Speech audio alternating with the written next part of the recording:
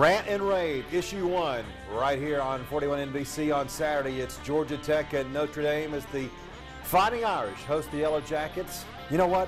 This kind of reminds me of that movie, Rudy, where Rudy at the very end of the game against Georgia Tech in the mid-70s made the great play to win the ball game for the Fighting Irish.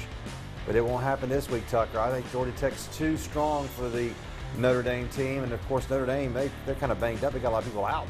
Notre Dame, every year, overrated. Yes.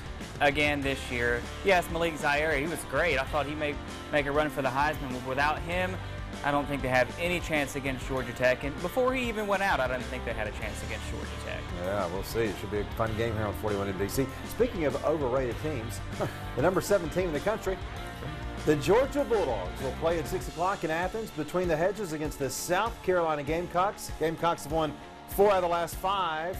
They have a new quarterback, but Georgia doesn't have a quarterback, Tucker. That's kind of the problem. It makes me a little bit concerned. And, of course, the battle on the sideline, Spurrier versus Richt.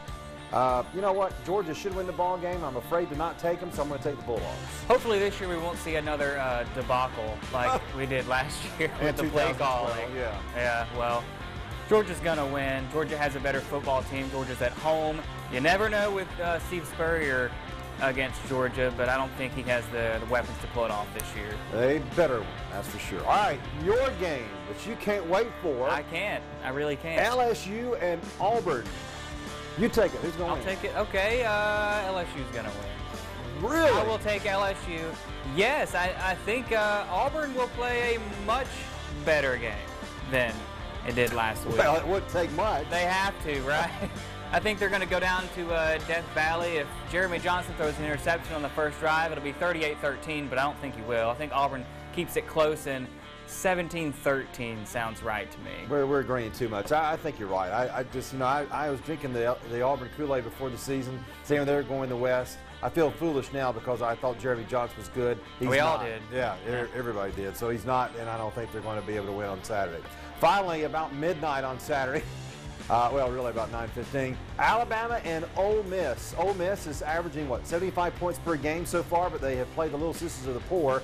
This is not the Little Sisters of the Poor. This is Alabama.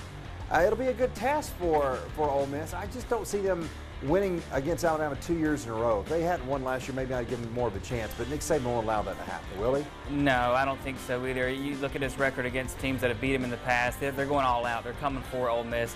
The quarterback there, Kelly at Ole Miss, hasn't seen a defensive front like Alabama's going to throw at him. Yeah. They're going to be in the backfield and make quick throws, quick decisions. I think it's going to be close, but Alabama pulls out because of the home and field advantage, just like Georgia. We agree too much. Braves and Blue Jays tonight. Who are you taking?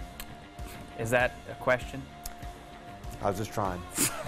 We'll see you on Friday night at 11:15 for the End Zone with complete scores and highlights from all over Middle Georgia.